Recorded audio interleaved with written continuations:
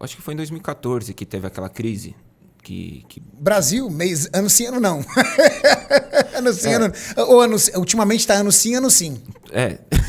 Numa das várias crises Numa que houve daquelas no crises mercado. que tiveram, foi em 2014. E eu fazia, tipo, 20 ensaios no mês. E eu cobrava bem. Eu cobrava... Dava para fazer hoje o equivalente quanto? Uns 10 pau? Não, mais. Eu fazia uns 15 pau por mês. Caramba. Às vezes até 20, assim, dependendo. Caramba. Porque eu cobrava R$1.000, 999, mãe e filho. Entendeu? E aí eu vendia foto extra e tal, então dava pra fazer uma grana. Então foi bem na época que eu casei com a Michelle, que a gente começou a morar junto.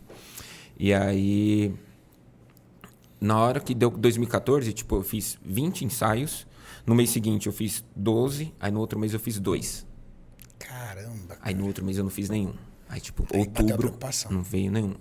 E aí tinha o dinheirinho guardado, tinha as coisas ainda que eu tava fazendo, eu consegui, tipo, segurar outubro, novembro, com o apartamento alugado, com a neném, com a Michelle, com a Ana Laura. E a Júlia tinha... A Júlia nasceu no final de 2014. Não, então a crise foi em 2015. Aí no final de 2015, a nenenzinha lá, tudo, aí eu fui morar com meus pais. Eu, tipo, devolvi o apartamento. Cara, foi um rolo. Mas né? aí foi uma das fases mais barras da tua vida. Foi, porque o ano assim... 2015 foi um dos anos mais difíceis. Foi, porque assim, em maio, eu casei com a Michelle em junho. Só que assim, tipo, 2 meses antes, a gente tinha comprado o apartamento. E aí, nisso que eu comprei apartamento, a gente alugou um outro para morar junto enquanto não entregava o apartamento. Ou seja, você pagava prestação de apartamento e aluguel de outro apartamento. O aluguel, a gente pagou 1 ano à vista da rescisão que a Michelle tinha tirado da empresa que ela trabalhava. Então, tipo, esse custo a gente não tinha. Só que aí não deu para renovar. E aí, na hora que a gente saiu do apartamento, a gente morou 6 meses com meus pais. Aí eu dormi, tipo, 6 meses no sofá, a Michelle no chão com a Júlia, e a Ana Laura dormia no que era o meu quarto, lá no sofazinho que tinha lá no meu quarto antigo. Cara, que 6 meses. barra. 6 meses. Porque o apartamento dos seus pais é pequeno. 60 metros quadrados. 60 57. metros quadrados. 2 quartos. E aí você se viu na necessidade de ter que voltar para casa dos pais. Esperando o apartamento lá. Ficar pronto. Quanto tempo você dormiu no sofá? 6 meses. O sofá da minha mãe era assim, ó. Eita, nós. 6 meses dormindo lá no sofá.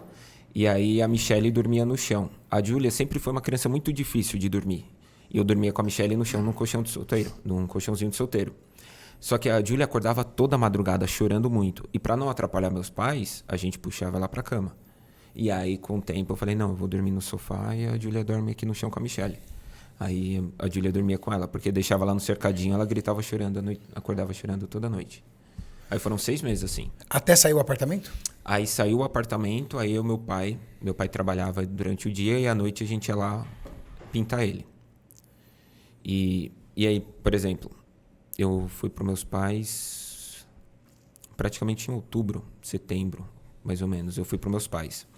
E nesse período, eu consegui um emprego em novembro, que eu ia cuidar das redes de computadores de uma holding, de uma empresa, que tinha várias embaixo.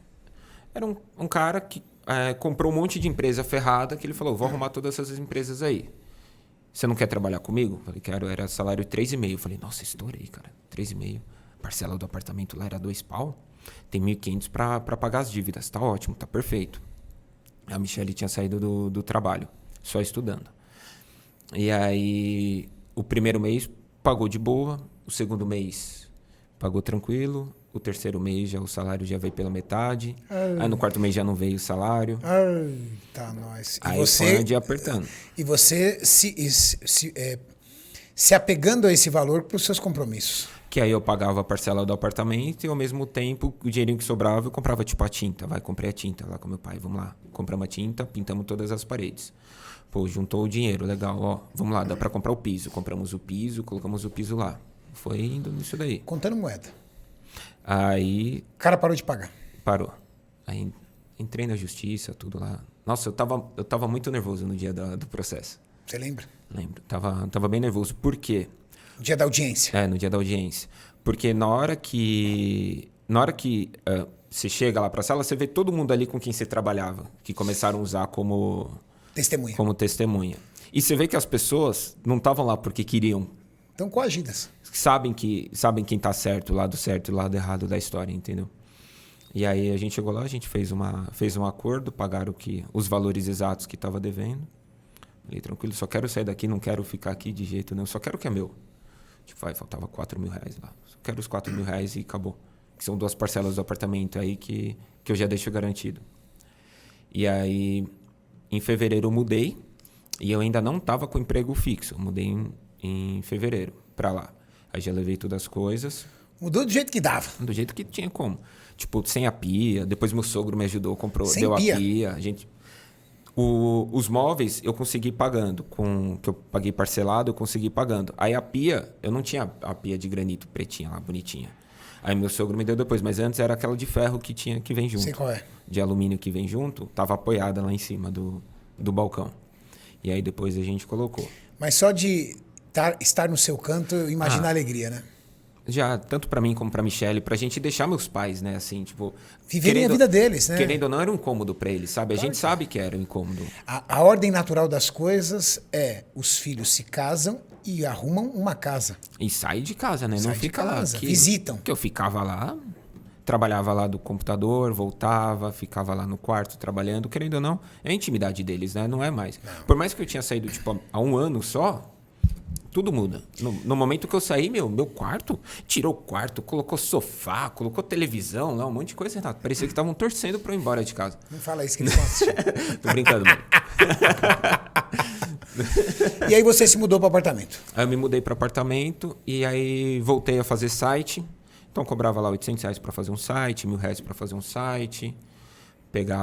Fazia cartão de visitas. Sempre desenrolado. Sempre dava um jeito para as coisas. E nisso a Michelle começou a estagiar na faculdade de Direito. Então, tipo, era R$ 1.000 que ela ganhava de estágio e eu complementava para tentar pagar... As contas. Pelo menos a última parcela antes do banco brigar com a gente. Porque assim, não Sempre pode tinha uma atrasar atrasada. 3. Sempre tinha 2. A terceira que não podia, a terceira que era braba. A terceira, eles já começam a entrar com ação, né? Exato. Aí ficava com 2. E aí aquele dinheiro ia lá, enrolando lá no banco, mas sempre pagando a última, dando jeitinho. E aí eu comecei... Meu primo tem loja de suplemento, o Wilson. Velho, obrigado. Ele tem a loja de suplemento a Hot Body lá na Praça da Árvore. Wilson. O Wilson da Proteína Pura. Muita gente conhece ele como Wilson da Proteína Pura.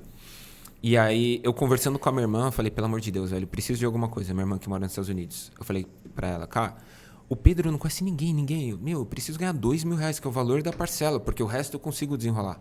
Preciso de um salário de R$ 2.000 para pagar a parcela do AP. Algo garantido, né? Que você diga, todo mês eu tenho isso. Eu vou ter esse valor.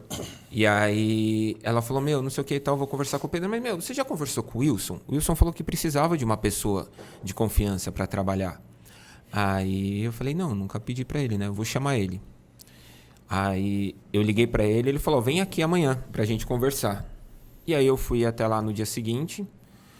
Teve uma chuva absurda em São Paulo naquele dia. Absurda. Caiu o viaduto na fugiu o nome lá, na avenida ali do Ipiranga, não lembro. Fugiu o nome. O Igor não é daqui, ele não vai lembrar que avenida é essa. Mas teve enchente, caiu ponte lá, um monte de coisa, só que eu consegui chegar lá no meu primo tranquilo e quase eu não volto, mas eu cheguei lá. Tivemos a reunião e aí a primeira coisa que ele me perguntou é, você vende? Eu falei, Wilson, eu faço de tudo, cara, menos vender. Não gosto de ficar vendendo, tipo, da questão Trabalho no balcão mesmo, não era tua arte. Ah, eu faço tudo. Cara, eu era bom vendedor, hein? Você tá maluco, Você cara. era, Renato? Eu era um bom vendedor, cara. Quando eu tinha loja de suplemento... Você é um bom vendedor, Renato. Quando eu tinha loja de suplemento, era mó barato. Eu chegava e falava assim pro pessoal do balcão, que eu atendia também, né? Eu era o dono da loja, mas eu adorava atender. Porque eu adorava atender porque eu sempre fui um cara de querer ensinar, então eu mais dava uma aula de suplementação pra pessoa na prateleira. Às vezes eu ficava 10 minutos explicando a pessoa falou, tá bom, mas eu só queria um BCA. Você não precisava ter falado que os aminoácidos da cadeia ramificada, leucina, isoleucina, valina, fazem parte do grupo de aminoácidos essenciais. Eu só queria um BCA, tá bom. Não, mas eu só vim aqui comprar ovo, você não vende ovo.